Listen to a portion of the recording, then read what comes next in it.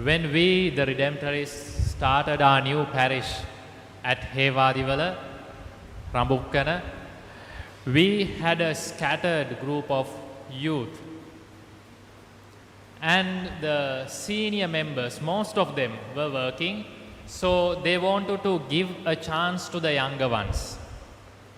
So they called a meeting, and I still remember one of the senior group members, how he was sharing his experience. He said, "My sisters and brothers, I appreciate your coming here. And never think that it is a waste of time to join in the youth group. You will not lose anything by being here. And God has blessed us, all of us, in many ways, and we have gone through many hardships. But my advice is for you, just to keep faith in God." I believe and I felt that those words of the senior member touched the lives of the younger ones. And that same faith is needed for us as Christians. We believe in a God who was alone, except with his Father at the cross. And he had a kind of faith in him that he will be with him even at the moment of death. And we heard in the gospel today, whoever believes in him will not be lost. Whoever believes in him will not be condemned. The Johannine writer wanted to share his faith to the people or to the community who is experiencing a very much suffering and persecution in his time. He wanted to share that faith that the Lord you are believing, that the one who you are believing is more important than the persecution.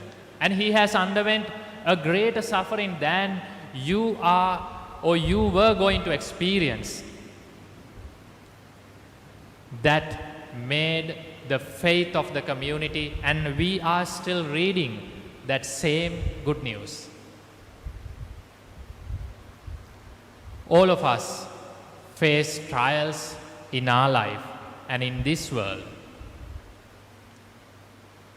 We, the people here at St. Teresa's, I feel, is the best example to keep us or to give us that faith experience in our last 2 years of being here.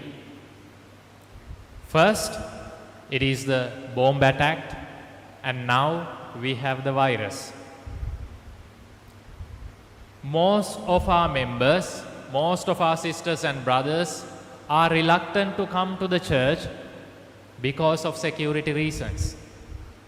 And some others are finding it difficult to come to the church because of their age and the sickness. But we are here as a one family to show that our God, who is loving us and who was crucified, is still with us and journeying with us in our life journey. He is not a God who is in the past, but a God who is journeying with us. Yet, when we are in agony, we are invited to look at the cross.